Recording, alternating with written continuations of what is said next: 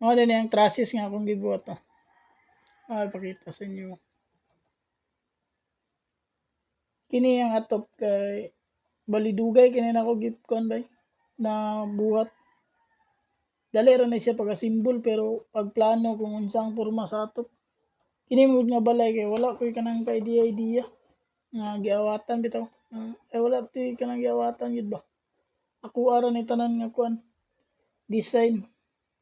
Munang lisod kayo kay bisag pagbuhat sa atop bali ang atop mong taani kay bali nay isa diri basta dugay kay nako giplano kay daghan kay ko gipilian pero dili man bagay bay nya pag layout pud bahin gamay ra kayo ang kuan muning kini na lang akong napili simple ra kay nga atop then magbutang na lang siguro ning kog atik diri isa para tsada sa tanan depende na lang ani kung kuan o ako ra ipakita sa inyo kay tungod man gad ani yan design kay dapat man gud ani kay kung katong nag-atop ko ay katong una nga katong gipili na ko nga atop kini siya naabot man ta na diri wala siya natupong bitaw diri sa kuan marag balkon sa kuan resulta ay nagtupong man gud then pag kuan dapat mulapas ang atop pa muning kini lang ako napili nga kuan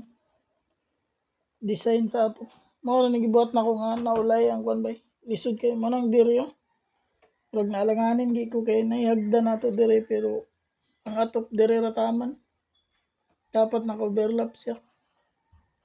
Din kini sumpayanan pa ni nato gagdat. Karang trusses. Then sa tunga inani ra ko napili. Then nag-brace ra ko og flat bar dire. Bali kung sa tinud ni siya flat bar. Aro. Naka-alkuba din ni siya para ang abog dili basta-basta mosulod sa kon. Kaya namo gyud mga gamit sa sulod ani. At akong ginapos bitaw. Na sala, kwarto, kusina.